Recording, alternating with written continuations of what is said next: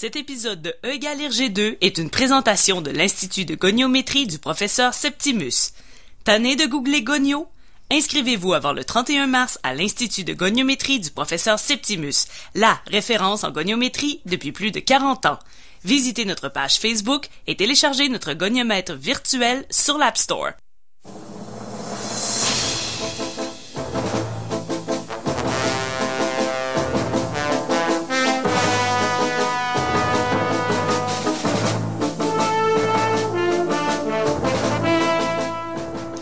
Bonsoir tout le monde, bienvenue sur les ondes de CKRL 89.1. C'est l'émission E = RG2 de retour pour une deuxième saison, pour ceux qui n'étaient pas là avec nous l'an dernier. Égal RG2, l'an dernier on a fait tous les albums de Tintin, on a analysé de façon ludique et humoristique tous les albums de Tintin. On est de retour cette année parce qu'on avait mal lu une des clauses du contrat. Et donc voilà, il a fallu qu'on se trouve quelque chose d'autre à faire. Alors, on va changer un peu le concept cette année, ça va être très intéressant.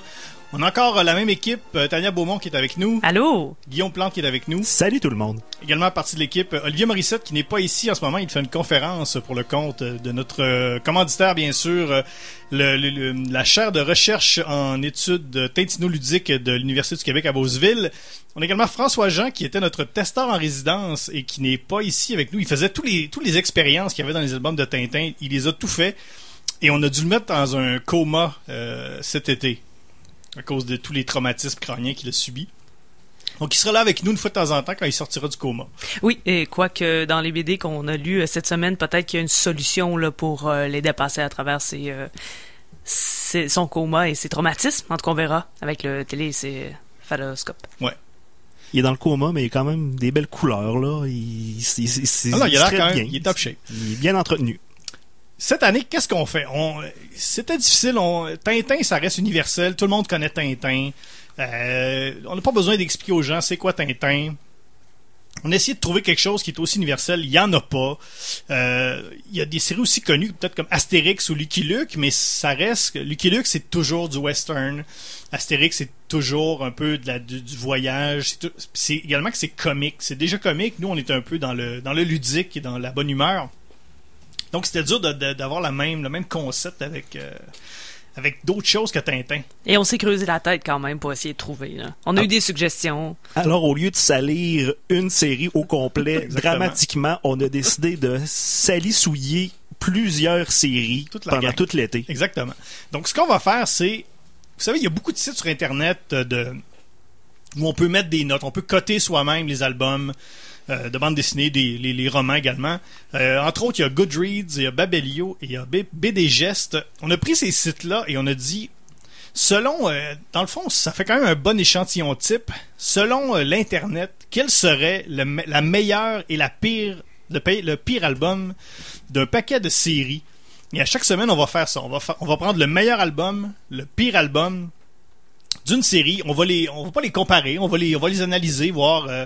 Le meilleur, est-ce qu'il est si bon que ça? Le pire, est-ce qu'il est si mauvais que ça? Peut-être qu'on va arriver avec des conclusions différentes. Ouais. Et en plus, pour les séries qu'on connaît pas, en lisant le pire et le meilleur, on va avoir une idée très scientifiquement adéquate de la moyenne de la série. On peut se faire une tête sur tout ce qui se passe dans cette belle série-là. Et on a essayé aussi de trouver des séries où il y avait quand même des hauts très hauts et des bas très bas. Et on a réussi. Et ça n'a même pas été difficile. Mais on se rend compte qu'au moment où on change d'auteur et de dessinateur, souvent, ça va être dans les bas. Je me suis même pas présenté, moi, je suis tellement François Anger au micro également. Salut François. Tout ce temps-là, c'était lui. Mais oui, je vais finir l'intro. Donc, on va également faire un segment. À chaque semaine, on va faire un petit segment où on va sortir des boulamites, des bandes dessinées obscures, oubliées. Des choses, on se dit, ah oui, c'est vrai, mais je lisais ça quand j'étais petit, ou ouais, ça me dit quelque chose.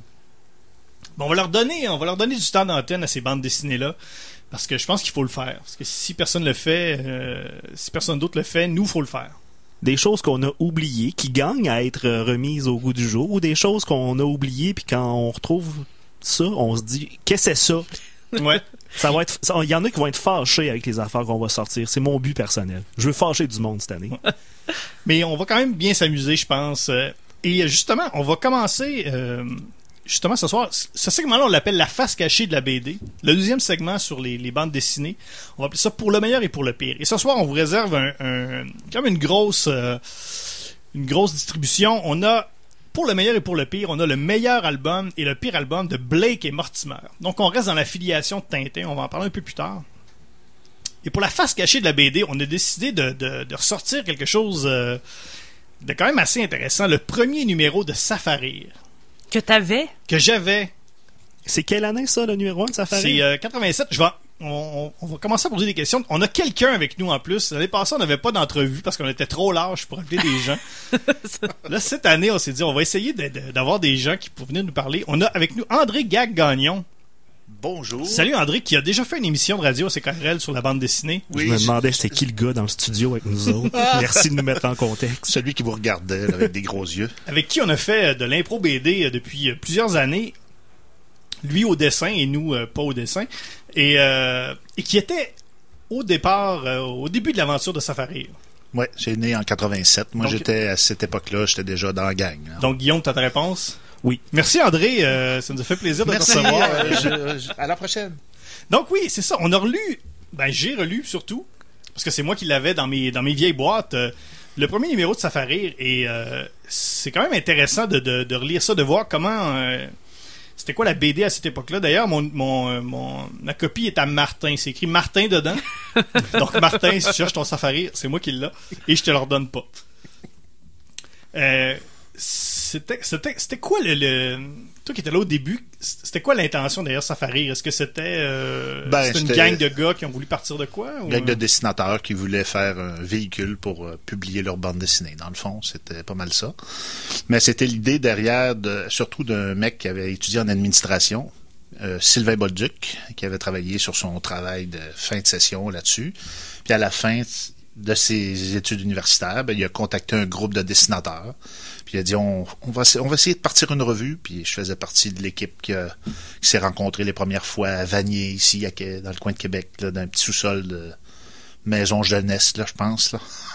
Ce qui est spécial en le lisant, c'est que il y a à peu près une quarantaine de pages et il y a 5 dessinateurs à peu près, dont Serge Boisvert qui fait à peu près 60% de tout le travail dans la revue.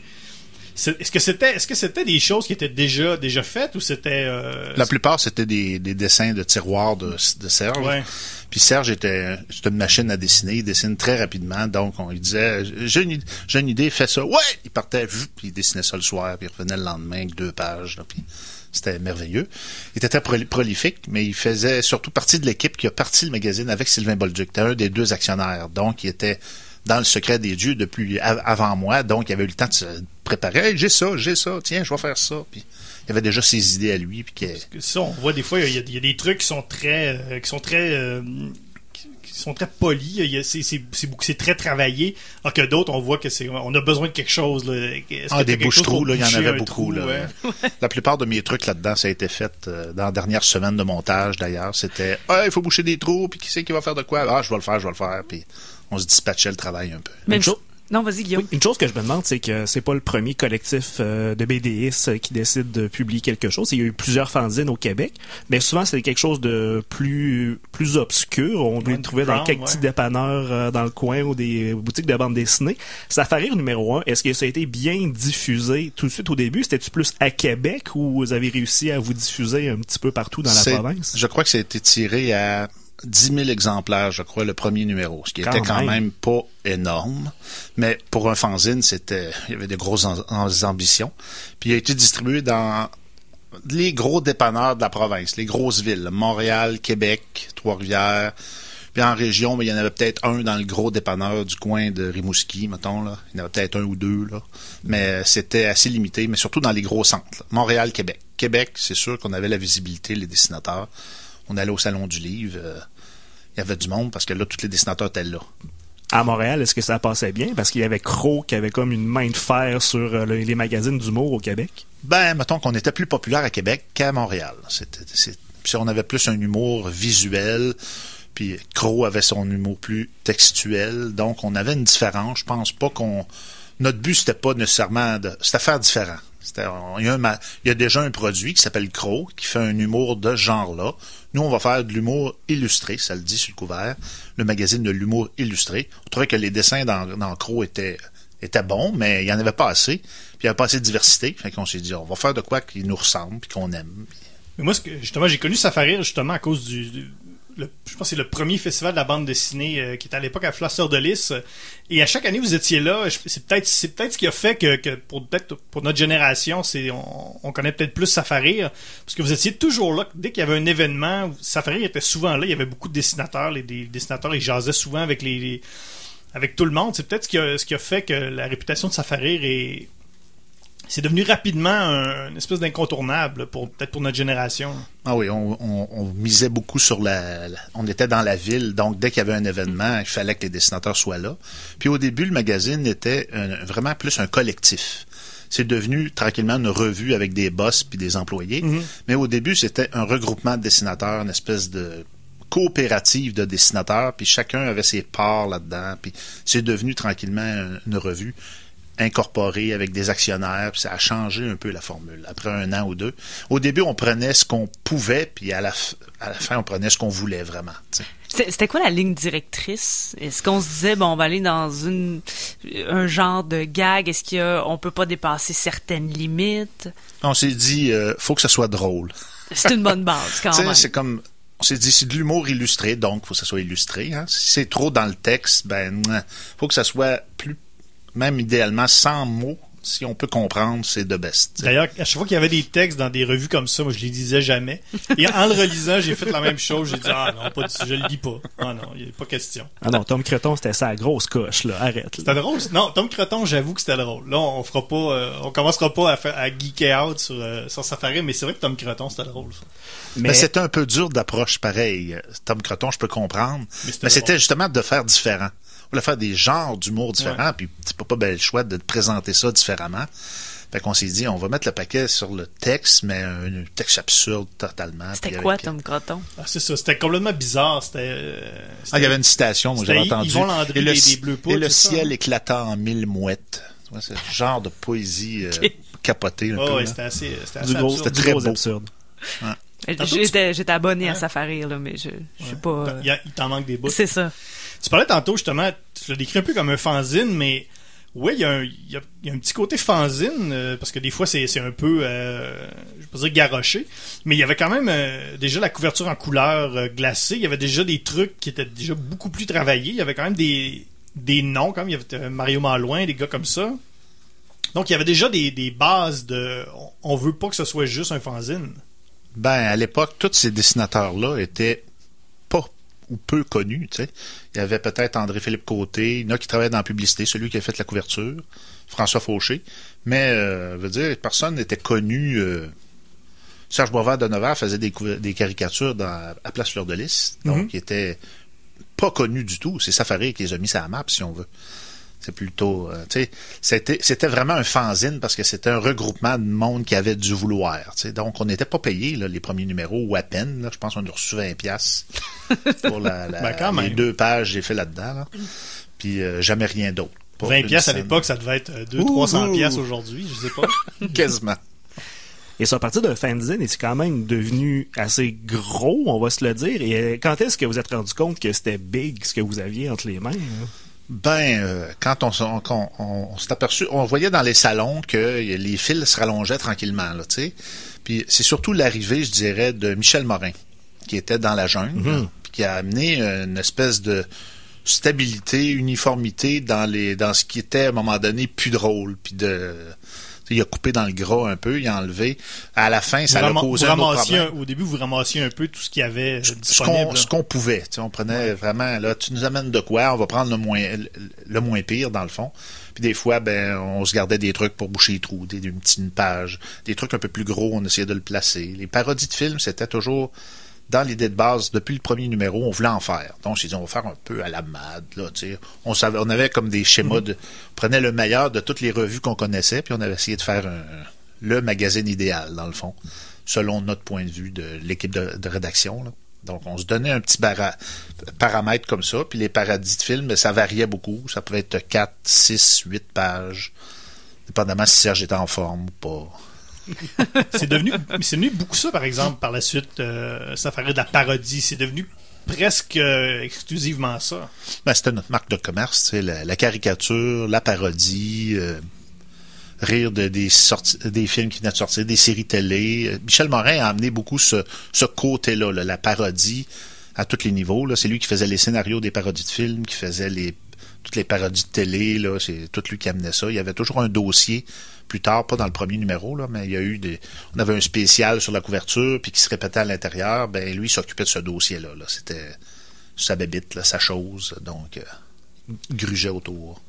Est-ce que tu penses qu'on va se souvenir de Safari? Est-ce qu'il y a quelque chose dans toutes ces années-là qui risque de peut-être de passer les époques? Chez Crow, il y avait des trucs comme Red Ketchup, Michel Risque, Jérôme Bigra, qu'on aurait découvert par la suite, qui ont été réédités, qui ont encore une vie maintenant. Est-ce que Safari, est-ce que c'était un peu éphémère? Est-ce que c'était le numéro du mois? On passe à autre chose? Ancré dans le temps, disons. Ouais. Ben, Safari avait un peu de difficulté avec ça parce que en s'associant à des parodies de films, de séries télé, c'était ce qui était à mode à ce moment-là. Moi, j'essayais de combattre ça en essayant de promulguer plus des séries de BD comme André-Philippe Côté avec son Baptiste, avec Léon Arsenault avec ses petits mecs. Chacun avait comme son petit univers. Puis je disais, faut développer ça, tu sais, ce petit côté-là. Tom Creton, Jean Morin faisait Monsieur Sentier, fais un personnage, fais une bande dessinée, puis on va en faire un album qu'on va avoir à 7 pages. C'est un peu comme les revues européennes, c'est ce principe-là. Ils font la publicité par une page à l'intérieur de leur magazine. À la suite, quand il y a 7 pages, ils font un album de BD, puis ça relance l'histoire du personnage, tu sais, donc tu peux avoir des revenus intéressants pour le dessinateur, mais Safari n'était pas du tout intéressé à faire des albums. Ils ont essayé une fois, là, ils en ont fait un, André-Philippe Côté, Baptiste, en noir et blanc, puis c'est ben trop cher, on n'en fera plus. Et ça arrêtait là. Mais même Crow à l'époque, c'est vraiment par la suite là, qu'on a eu les rééditions de tout ça, Red Ketchup, c'est La Pastèque qui a réédité ça il y a quelques années, mais sinon... Ouais. C'était le magazine ce mois-là où tu pouvais Safari pourrait faire la même chose avec des séries qui existent déjà, qui ont duré quand même un certain temps, quelques années, les Safaris jaunes ou les choses qu'on entend dire, un double page à l'intérieur du magazine. Ah oui, c'était drôle, où est-ce qu'il y avait plein de situations humoristiques qui auraient pu se faire un album, 3-4 albums avec ces pages-là. Il y avait un petit côté rubrique à braque à tout ça. Ben oui, c'était nos inspirations de l'époque, c'était un peu l'humour de Gottlieb. Dans le premier, c'est très Gottlieb. Ah, c'est très Gottlieb. Il y a beaucoup de Gottlieb. Tu le vois dans Gottlieb, Michel Damour était très influencé, Serge Boisvert aussi, un peu, mais plus américain. Ouais, donc, plus Mad Magazine. C'était une espèce de mélange d'humour européen avec du dessin américain. Fait que c'était un beau petit mix, je dirais, intéressant. Il y a un truc, j'en ai lu une qui s'appelle « Si c'était à refaire par J.F. Gay » où au lieu que Jésus meure crucifié, il meurt pendu. C'est quand même assez intense. Mais très, très drôle, je trouve. C'est assez drôle. Ouais, j'avoue, je l'ai relu. Mais il y avait quand même des bons trucs. Mais est-ce qu'on peut faire ça encore aujourd'hui? Partir une revue comme ça, puis de... Non, pendre Jésus. Oh, peut-être dans ton sous-sol, mais elle n'est pas sur Facebook. Non, c'est ça. Mais t'as été là combien de temps, toi, dans Safari? Moi, j'ai été les 10 premières années environ. J'ose espérer que c'est le meilleur temps. Non, mais c'était quand même des... Moi, j'ai lu à peu près jusque-là, 10 ans. Ah, tu vois, c'était le meilleur, c'est ça. Non, c'est parce que après ça, ils ont déménagé à Montréal. Ouais. L'équipe a changé un peu. Ça gravitait beaucoup. Moi, je reconnaissais plus les dessinateurs. Il y avait ceux qui restaient là. Il restait peut-être Malouin à la fin que j'avais connu. Puis toute l'équipe avait tout changé. Puis l'humour aussi. Michel Morin était déjà parti. Ouais, au milieu des années 90, je pense qu'ils ont pris une tournure un petit peu plus avec l'humour un peu plus cru, un petit peu plus edgy, entre guillemets. C'est ça, un peu plus vulgaire aussi, je pense. Il y a une scission au niveau de la direction de Safari. Michel Morin claquait à la porte. Flou. Parti, donc son humour parti avec, et ses dessinateurs, ses scénaristes qu'il avait amenés, mais ils sont tous comme partis avec lui. Puis ils ont fait un autre magazine qui n'a pas duré tellement longtemps, mais qui s'appelait Kamikaze. Je sais pas si vous avez entendu parler. Ça a duré à peu près un an, l'aventure, mais c'était censé vouloir tuer Safari. Comme d'autres ont essayé, Crow, entre autres, qui ont essayé avec Mad, en se disant, ah, ça c'est le magazine qui va te tuer, ça fait rire, puis ça... Et il n'y a plus rien de tout ça maintenant. Eh non! Toutes ces ça fait rire mort publications l'année n'existent passée. plus. Après 29 ans, quand même. Quand même. Cette année, en octobre, ça aurait fait 30 ans. Là. Le premier numéro. Là. Comme là, pendant l'été de 87, on se réunissait là, pour remplir le dernier... Comme là, ces temps-ci, là, on en parlait, là, la prochaine réunion, là, quand est-ce qu'on va se voir, puis qu'est-ce qu'on va faire. Juste trouver le nom du magazine, plusieurs rencontres. Pourtant, ça passait pas de s'appeler Parodie terrestre. Au début, c'était ça? Ben, Safari et Parodie terrestre, c'était les deux. Je pense que vous avez fait le bon choix parce qu'il y en a un qui a beaucoup plus de punch que l'autre. Ben, moi, j'aurais aimé Parodie sur Terre. Mais bon, en tout cas, Ben, j'étais pas là en c'est 87. un show à Musique Plus, ça. Ben, c'est pour ça. Ah. Ça doit être D'ailleurs, pour ça que j'aime ça. Tu liras dans le magazine, à quelque part, il y a une chronique qui s'appelle Parodie terrestre, dans le premier Est-ce que numéro. c'est du texte? Je pense que oui. Mais je le lirai pas. Ben, merci André de nous avoir jasé un peu des débuts de Safari. C'était bien plaisant de t'avoir avec nous. Ça marche. Ben moi, ça m'a fait plaisir d'en jaser. Ça nous a permis de retourner un peu dans notre adolescence. Votre jeunesse. Ouais, enfance, moi. Je suis tellement plus jeune que toi, François. Écoute, on a pu parler de Tom Croton un peu à la radio de Québec en 2017, donc c'est pas perdu, là. Ben merci de m'avoir invité. Ben, merci beaucoup. Merci, André. Yann. À la prochaine. On va écouter une chanson avant de passer à notre segment pour le meilleur et pour le pire. On va parler donc de Blake et Mortimer, série un peu dans la lignée de Tintin pour toutes sortes de raisons. On va parler du meilleur album qui est La Marque Jaune et du pire album qui est L'Onde Septimus. Et pour ceux qui étaient là dans le dernier, on faisait toujours une chanson avec un lien et on continue ça avec une chanson de M qui s'appelle Onde Sensuelle.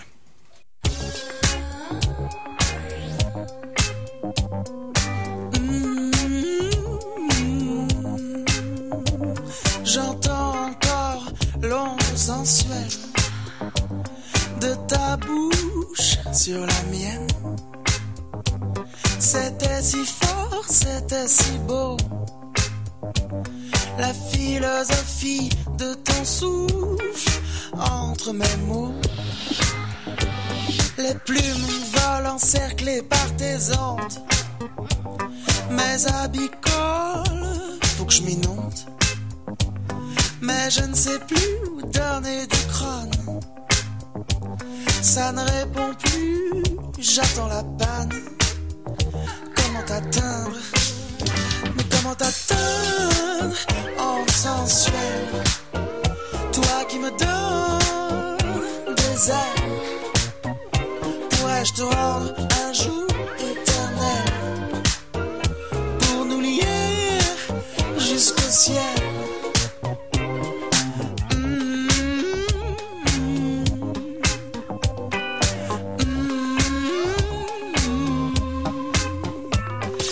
Double sens si romantique m'ont troublé en magique. Y a-t-il un sens à ta venue? As-tu un nom? Moi non plus. Mais comment t'atteindre? Mais comment t'atteindre en sensuel? Toi qui me donnes des ailes. Pourrais-je te rendre un jour éternel pour nous lier jusqu'au ciel?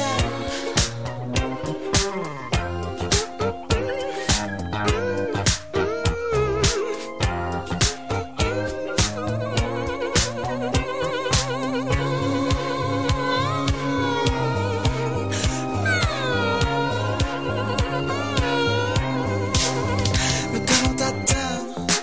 Onde sensuelle.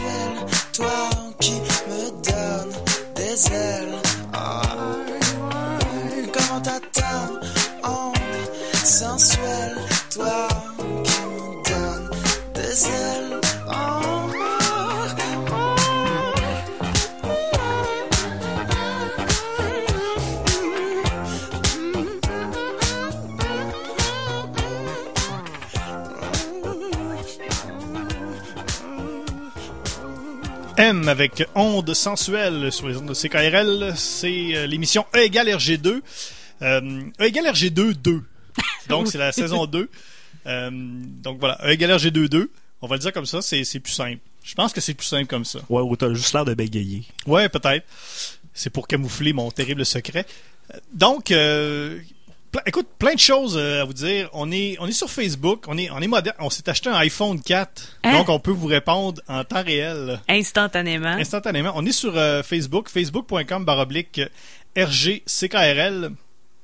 On est également sur Twitter et pour ceux qui n'étaient pas avec nous l'an dernier, on a acheté un hashtag. Oui. Ouais, un à hashtag, prix d'or. oui, sur le marché noir des hashtags. C'est le hashtag MatraqueMolle. Donc, vous voulez nous poser des questions.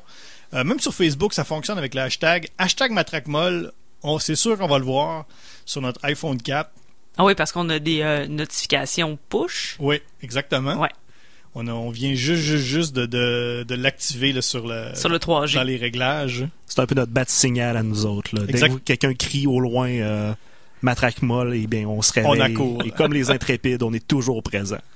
Oui, on a également tous les épisodes de Égal RG2 et ceux de l'an dernier sont disponibles en balado-diffusion. Allez sur iTunes, allez même sur Google Play. Écoute, c'est fou là, je savais même pas que ça existait sur Google Play. On est disponible en balado-diffusion, allez télécharger ça. Ça va être disponible au courant de la soirée, sinon peut-être demain. Donc on est branchés. Écrivez-nous, c'est très intéressant toujours de vous lire. On a toujours l'an dernier on avait quand même des très bonnes questions. Les gens embarquaient bien dans nos idées, dans nos délires. Ben, on se rappellera du débat si on doit dire Picaros ou Picaros. Oui, c'est un débat qui a fait école. Ouais. C'est Picaros. Guillaume, on parle de MatraqueMolle. Oui. Je pense qu'il faut faire un petit... Remettre en contexte.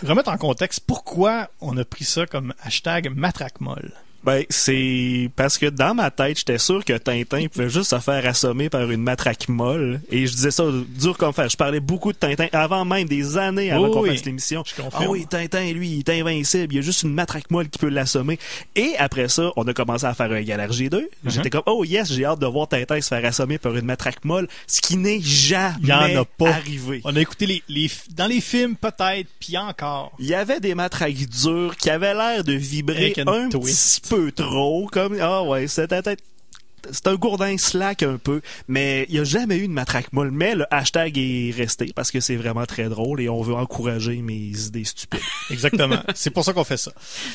On est près de la pause, mais on va quand même vous réexpliquer un peu le concept pour la deuxième partie de l'émission. C'est qu'on a pris le meilleur et le pire album selon l'Internet. Nous, c'est écrit sur Internet. On croit ça, dur comme fer. C'est pour ça que notre émission est sur Internet. Exactement. Et à chaque semaine, on va faire une série différente. On va avoir... cette semaine, c'est Blake et Mortimer. La semaine prochaine, c'est Spyro et Fantasio. Après ça, Torgal, Batman, Astérix. On va faire donc le meilleur et le pire album. Et là, cette semaine, on commence une filiation encore avec Tintin, Blake et Mortimer. Pourquoi les couvertures sont comme pareilles que les Tintins? Dites-moi-les. Je veux le savoir depuis tellement longtemps. L'auteur de Blake et Mortimer... Mais c'est pas le même. C'est pas le même, c'est Edgar P. Jacobs, mais il a travaillé avec Hergé. Ah, bon. Avant de s'envoler de ses propres ailes pour créer Blake et Mortimer, il travaillait dans les studios d'Hergé. Il faisait surtout les décors. Et c'est juste ça la raison qui fait que sa couverture est pratiquement possible, parce que sérieusement, si on floue les deux couvertures, là, on peut pas savoir si Tintin... C'est le même style de dessin, ce qu'on appelait la ligne claire. Donc, c'est la même école, dans le fond. Et ils ont travaillé ensemble. Jacob faisait beaucoup des décors, parce que Hergé, lui, pendant un bout de temps, il tentait juste de faire les personnages. Jacob faisait tous les décors, ça apparaît dans certains albums. Et je trouve ça plaisant justement de recommencer une nouvelle saison de BD avec vous, avec ces deux albums-là, parce que c'est une drôle de bébite. Edgar P. Jacobs, on va en parler un peu après la pause. Un drôle de personnage, comme une drôle de bébite. On va en parler après la pause. Ouais. Oui, et on se laisse avec nos précieux commanditaires et on revient dans quelques minutes. 89.1 Présentement à l'affiche au cinéma Le Clap. Cigarettes et chocolat chaud, Telle mère, telle fille, The Lovers et Yes. Rendez-vous sur leclap.ca et retrouvez l'essentiel de la programmation et plus encore. On a le pouvoir de s'aimer. Le Festival d'été de Québec. 11 jours de musique pour 95 $. Avec Kendrick Lamar, Muse, Gorillaz, Lady Antebellum et plusieurs autres. Du 6 au 16 juillet, célébrons 50 ans d'émotion. Laissez passer en vente au infofestival.com. Le Festival d'été de Québec est présenté par Bell en collaboration avec Coors Light.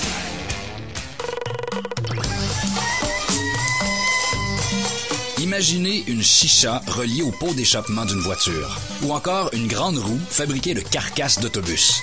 Des œuvres déjantées d'un collectif d'artistes flyés. BGL de Fantaisie au cinéma dès le 26 mai.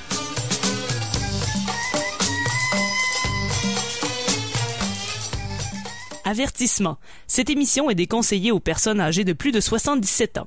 Le jugement des parents est conseillé. Vous êtes de retour sur CKRL, c'est l'émission E égale RG2. L'année dernière, on avait un slogan qui était on parle de BD car on parle de Tintin car qui dit été dit Tintin. Ça marche plus. Donc, il va falloir se trouver un nouveau slogan. #Matraquemolle si vous avez un nouveau slogan pour nous. Donc, on n'en a plus. Malheureusement, c'est comme ça. Qui dit mardi 30 mai, dit Blake et Mortimer. C'est pas bon. Ah, OK. C'est vraiment pas bon. Mais c'est comme ça. Je t'en veux pas, hein. C'est correct. Donc, on parle cette semaine de la marque jaune et l'onde Septimus qui, selon les internets, sont le meilleur et le pire album de Blake et Mortimer. Blake et Mortimer, c'est quoi? C'est une série de Edgar P. Jacobs. C'est un Belge. Un drôle d'oiseau. On dit belgérien. Un belgérien, c'est vrai, je m'excuse. Un drôle d'oiseau. Un gars, il a fait de l'art lyrique. Il a été chanteur d'opéra. Il voulait être chanteur d'opéra. Ouais, ça n'a pas fonctionné. Et apparemment, ça l'a vraiment frustré. Ouais, puis après ça, il voulait devenir romancier. Il voulait tout faire sauf la bande dessinée européenne, dans le fond. Et pourtant, il était super bon, là. Un excellent illustrateur. Écoute, un dessinateur hors pair. Puis ça, c'est un peu le Alexandre Daigle de la bande dessinée franco-belge. Parce qu'Alexandre Daigle, Tania, tu me regardes avec des yeux de je comprends rien. Tout ce que je sais d'Alexandre Daigle, c'est qu'il a été repêché par Ottawa en 91. Oui, mais Alexandre Daigle, c'est un bon joueur de hockey junior majeur. Ouais. Mais il voulait pas jouer au hockey. Ah. Il a joué au hockey un peu parce que ses parents voulaient qu'il joue au hockey. Il faisait-tu de l'opéra, Alexandre Daigle? Je pense que oui. Ça se peut. Peut-être. Écoute, je vais aller vérifier. Il a-tu chanté au Canada une coupe de fois? Ben, écoute, sûrement. Mais ça vaut la peine parce que vraiment, bon, pour avoir fait le tour de Tintin l'an dernier, c'est sûr qu'on n'avait pas le choix de tomber dans la comparaison, mais on parlait des décors tout à l'heure qu'il faisait avec Hergé, mais là, on est vraiment dans un beau dessin. Là. Il dessine Londres, c'est agréable à l'œil. Ouais, je pense même qu'il est jamais allé à Londres. Où il est allé, de ce que j'ai compris, c'est un Londres imaginé ou probablement basé sur des photos, mais on se sent vraiment à Londres. C'est ça. Donc Blake et Mortimer, c'est qui ces deux gars-là? Blake, c'est le directeur du MI5 qui est dans le fond les services secrets intérieurs qui serait la SQ. Ouais, qui serait la SQ chercher le FBI. Oui, ça, les services secrets les britanniques. services secrets britanniques, mais James Bond, il est avec ça. Comme le FBI. Ouais, ok. Non, James Bond, c'est MI6. Ah, ok, lui, il c'est l'espionnage. C'est la suite. C'est l'espionnage mondial. Qui serait le CIA américain. Ok, bon, ben ça va, là, je suis placé. Ouais. Mortimer, c'est un professeur de physique nucléaire. Donc, il y en a un, c'est ça, lui, c'est l'espion, puis l'autre, c'est le professeur. Donc, on est dans un univers d'espionnage et de professeur. C'était la BD jeunesse de l'époque. Je tiens à dire, aujourd'hui, la BD jeunesse, c'est un petit gars qui tripe ses jeux vidéo, c'est Kid Paddle. C'est un orignal. C'est un moustachu puis un barbu des années 60 qui étaient les idoles des jeunes. Ouais. Ça ne passerait tellement pas aujourd'hui, là. Ça a zéro sex appeal. Mais c'est, encore une fois, c'est un des piliers de la BD belge, bien sûr. Mais aujourd'hui, c'est ça. Tu donnerais ça à un enfant de 7 ans. Hey, il lit ça, c'est vraiment trippant. Il va peut-être s'en servir pour caler une table. C'est pas que c'est mauvais, au contraire. Mais c'est... Le public cible a comme vieilli. Oui. Parce qu'on va le dire, on va crever l'abcès tout de suite. Il y a du texte. Il y a du texte. Il y a tellement de texte. Ah, c'est un roman. Ça n'a aucun bon sens. Chaque case de Edgar P. Jacobs est une BD de 40 pages en soi. C'est un fractal de BD. Là. Il a fallu prendre congé pour passer à travers les bandes dessinées. Il y a de la narration dans chaque case et la narration décrit exactement La case. La case qu'on voit. Oui, on voit une case où est-ce que quelqu'un appuie sur un bouton et t'as le récitatif, un mot qui va peut-être revenir beaucoup ce soir, qui dit « Et il appuya sur le bouton, brusquement. » Mais soit il faisait pas confiance à son dessin, soit il nous fait pas confiance. Parce que sérieusement, une main qui appuie sur un bouton, si ça veut dire autre chose que cette main appuie sur un bouton, là, sérieusement. Et ça revient dans les deux bandes dessinées. À deux moments, il y a une main qui appuie sur un bouton et on le dit juste au-dessus.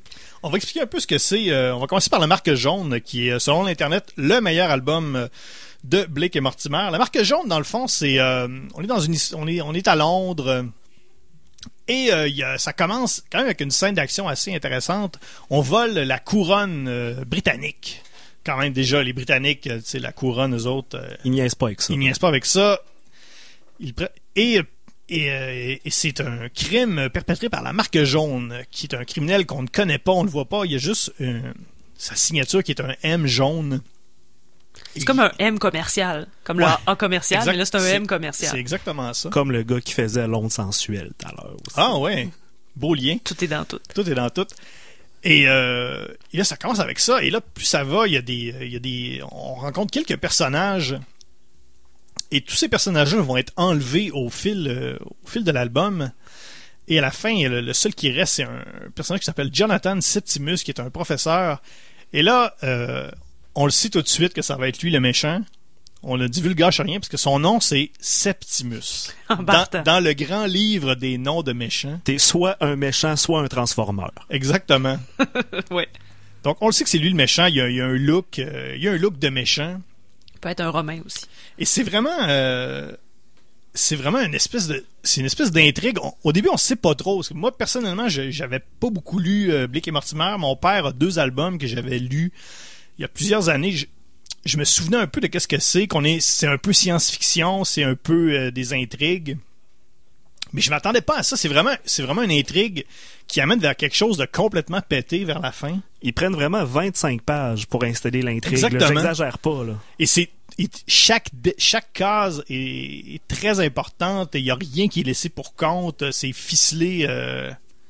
C'est très, très bien ficelé. Mais c'est physiquement exténuant à lire. Oui. Oui. Et même, on se dit, écoute, une fois que tu as compris que la narration, c'est exactement le dessin, tu dis, je vais regarder juste les dessins, j'aurais pas besoin de la narration. Mais non, tu le lis pareil comme les sous-titres dans un film.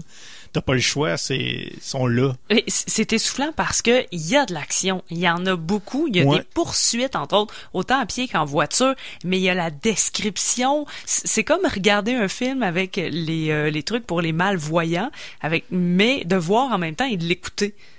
Ça fait comme les deux en même temps. Donc une BD en vidéo description. C'est ça, exactement. Mais c'est parce que moi, c'est ce qui m'essoufflait, entre autres, dans la poursuite, parce que t'as le dessin qui est dans la poursuite, mais t'as le texte aussi.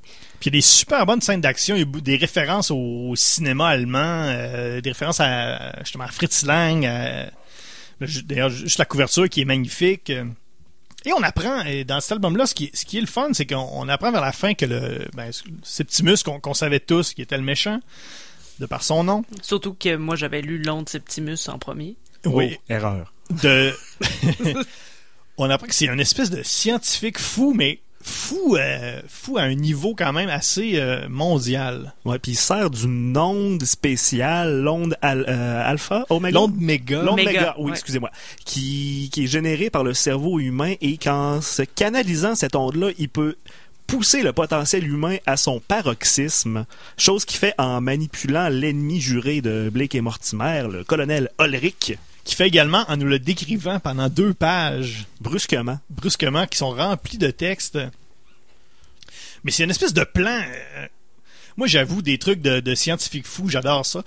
Et là, c'est vraiment un vrai de vrai plan de scientifique fou. Il commence par justement prendre le contrôle de ce personnage-là, Ulrich. Mais son but avoué, c'est de prendre le contrôle de la planète. Rien de moins. Classique. Un grand classique. Oui.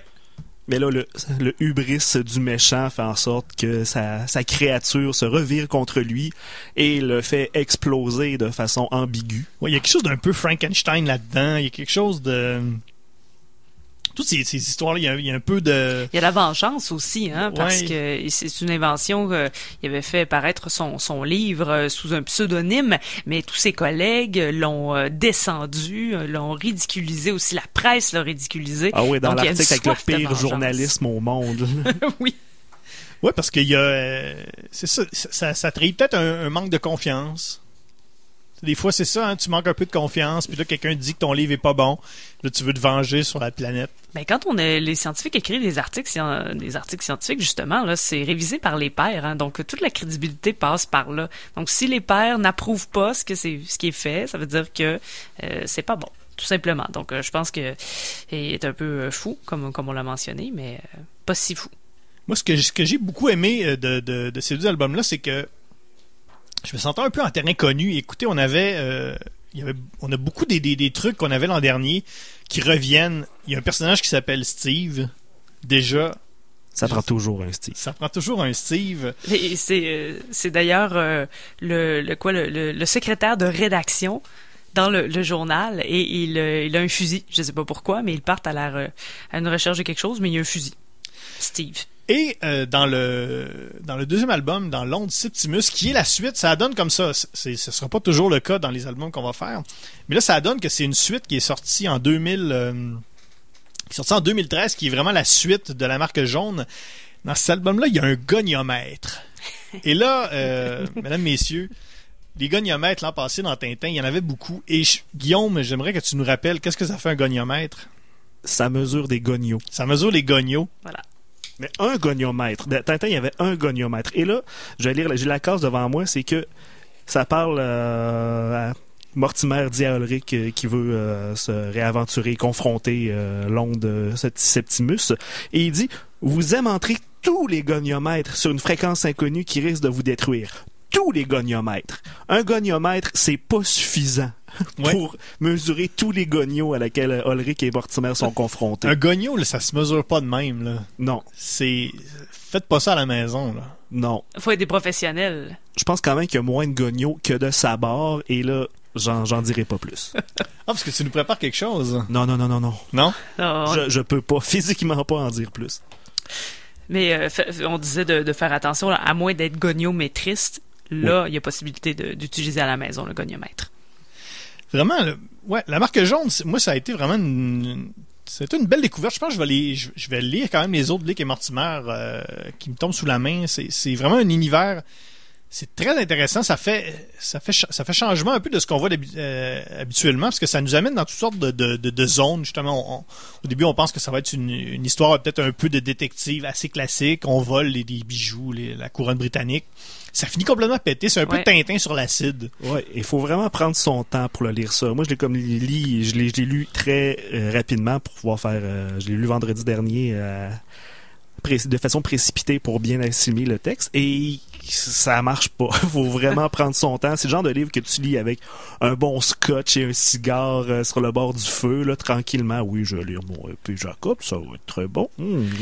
Mais ça donne envie de replonger dans l'univers, parce que même si on est capable de suivre l'histoire, il y a par exemple Ulrich, qui était l'ennemi juré, mais on sait pas pourquoi, mais on le comprend tout de suite. Ça parle de la Troisième Guerre mondiale, une Troisième Guerre mondiale dont on n'a jamais... on connaît pas le contexte, alors je veux en savoir plus. Mais oui, c'est ça, il y a les références, mais on est capable de lire l'histoire en solo, mais ça nous donne envie de plonger dans l'univers, justement. À part si on lit uniquement l'onde Septimus, parce que là, ça va assez loin dans l'histoire. Ah non, à la fin, ça vire le troisième film de la Matrice, là, avec plusieurs copies du professeur Septimus qui essaye d'envahir Londres. Parce que ce qui est arrivé, c'est que dans le fond, Edgar P. Jacobs est décédé en 1987. De façon très égoïste. Oui. Et il a laissé un album... inachevé, un peu comme Hergé, mais lui, probablement que il y avait des clauses dans son testament un peu moins strictes que Hergé. Cet album-là a été terminé, et ça a pris plusieurs années avant qu'on ait droit à d'autres albums de Blake et Mortimer. Oui, il y a Van Hamme qui a repris le flambeau. Oui, celui qui a fait 13. Qui a écrit la moitié des BD européennes jamais publiées. Donc, il y en a eu plusieurs, faites par plusieurs plusieurs équipes différentes. Et on est revenu, donc c'est en 2013, on a fait littéralement une suite à la marque jaune qui est visiblement pour moi, l'album le plus célèbre de Blake et Mortimer. La barre était haute. Et ça, selon l'Internet, c'est le pire album et je dois avouer que c'est pas très bon. Ben, moi, je trouve que Mortimer se laisse facilement piéger, mais ça, je pense que c'est dans tout le temps. Je le trouve un peu naïf là-dedans. J'ai l'impression qu'il est moins rapide, ou on dirait qu'ils sont...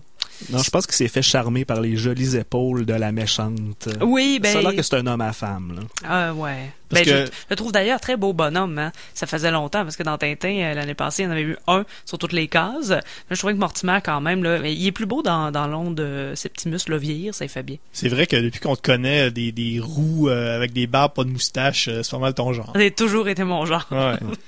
Mais c'est ça, cet album-là, dans le fond, c'est un peu... Ça commence... le professeur Septimus a été vaporisé, littéralement. Septimus Prime. Exactement. Et ça recommence avec des espèces d'adorateurs de Septimus qui veulent refaire... le télécéphалoscope.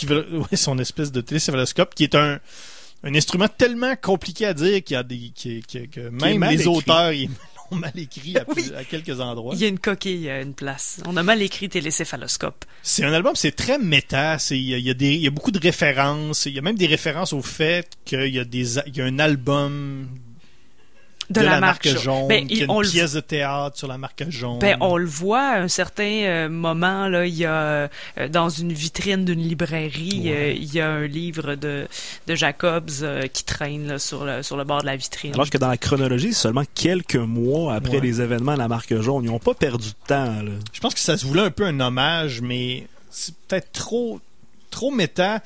Les méchants au début sont pas tant méchants, sont méchants, mais ils ont pas vraiment de couleur particulière. C'est des scientifiques, tout ce qui est de plus conventionnel.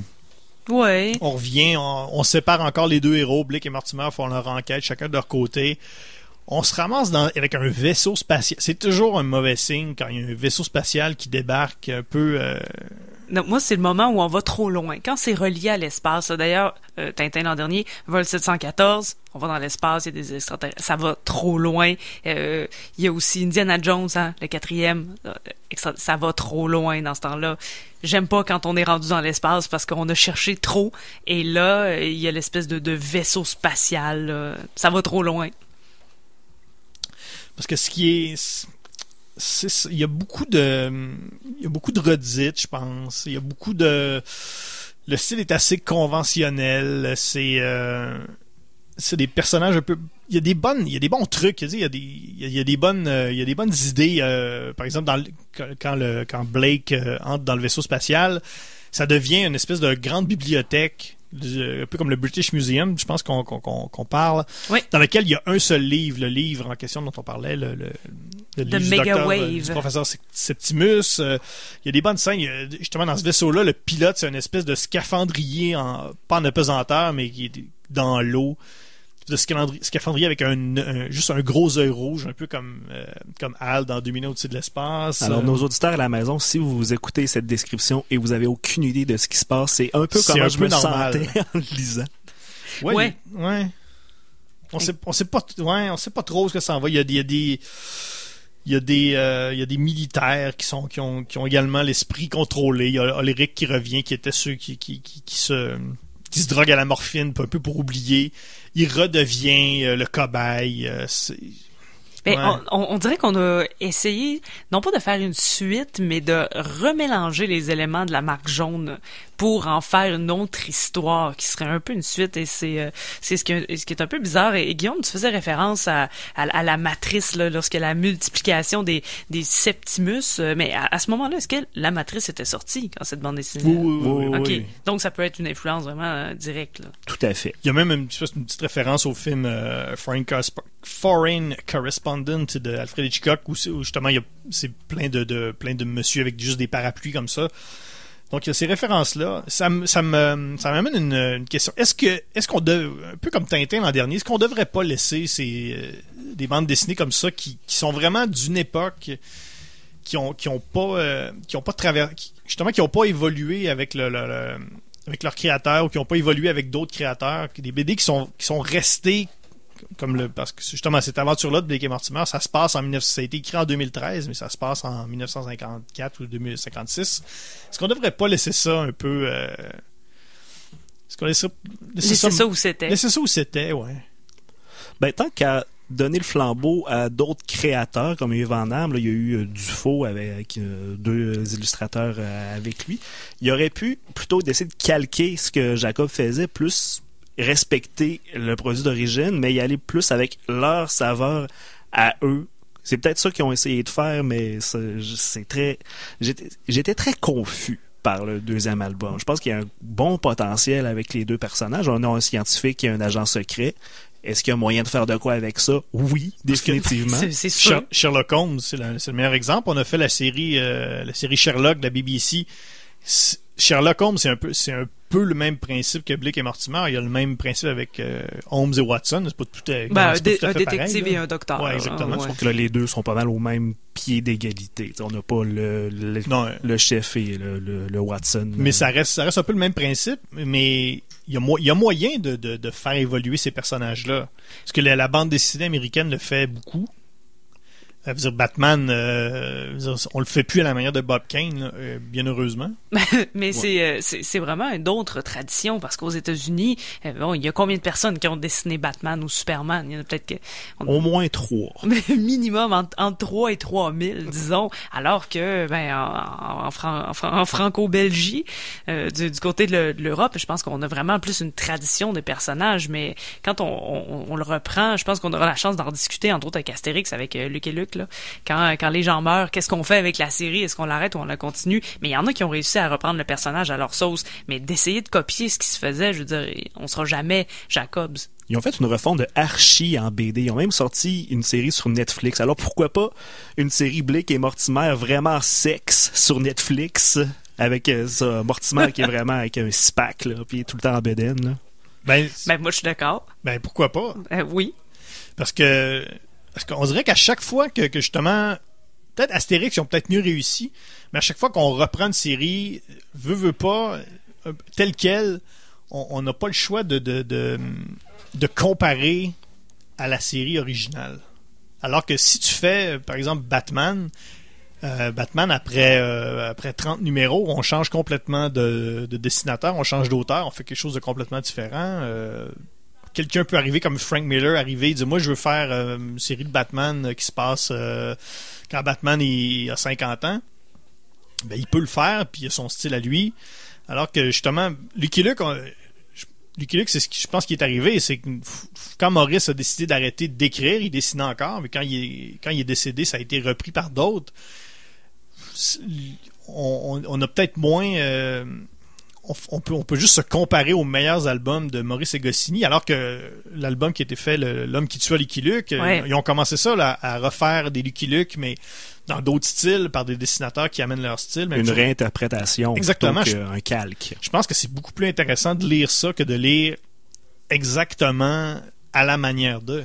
Et on n'est pas comme dans, et ça aussi c'est la semaine prochaine, Spirou et Fantasio, où là on a des gens qui ont travaillé avec le créateur et on a passé, il y a vraiment eu une transition, donc l'élève est devenu le nouveau dessinateur et ainsi de suite, donc c'était peut-être plus facile de reprendre les séries et de garder le style à ce moment-là. Mais Spirou, ils ont changé de look par exemple. Oui, il y a eu plusieurs évolutions visuelles. C'est peut-être c'est peut-être là où ça a bien réussi, je sais pas, c'est sûrement peut-être que justement les éditeurs ils veulent quand même garder les gens qui aimaient la série.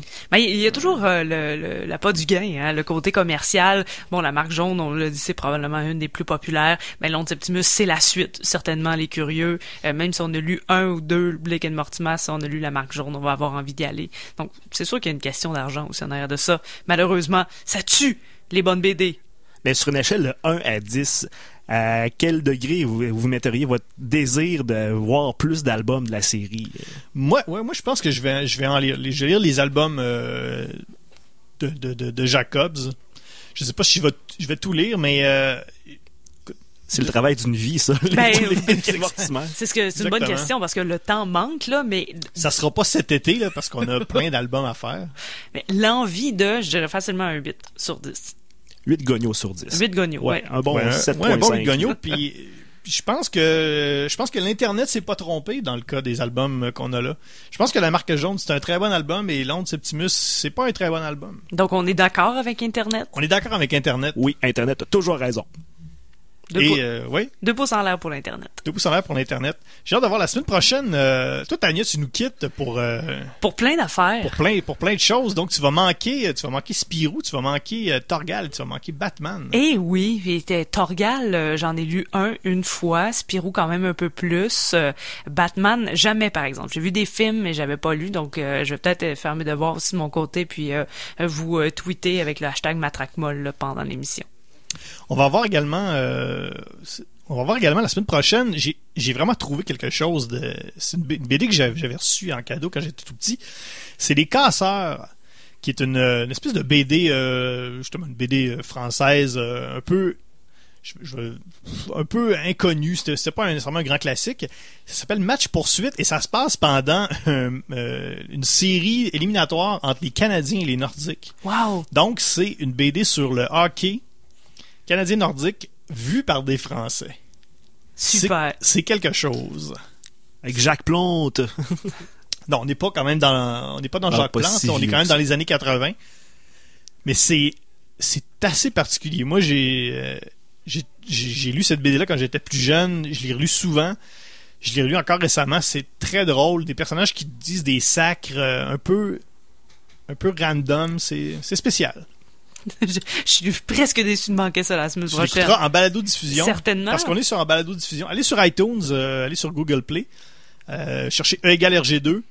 Donnez-nous 5 étoiles. Oui, donnez-nous 5 étoiles. On est également, encore une fois, allez visiter notre page Facebook, facebook.com/RGCKRL. Allez aimer notre page. On met plein de contenu. On va mettre quelques trucs sur Blake et Mortimer et sur Edgar P. Jacobs dans quelques minutes, peut-être au cours de la soirée. Et d'ailleurs, c'est très beau ce que François fait, juste pour le plugger. Ah ben là. Voilà. On est également sur Twitter. Encore une fois, hashtag Matraquemolle. On vous le répète, il y a de la place encore sur le hashtag. On a acheté ce hashtag-là. Il est à nous. Oui, puis vous pouvez poser des questions. Vous nous dérangez pas pendant l'émission. Moi, je fais ça en même temps. Je regarde, c'est des questions, on les pose en même temps. On est très spontané. Vous pouvez louer le hashtag pour des soirées mondaines. Exactement. On est très ouvert à ça. Oui. Alors, donc, la semaine prochaine, c'est Spirou et Fantasio. Merci Tania Beaumont. Ça fait plaisir. Merci Guillaume Plante. Plaisir. Je suis François Angers. On vous laisse avec l'émission tout à l'heure. Comment ça s'appelle, Tania? Le Bob Trotteur Merci. avec Robert Maranda. Exactement.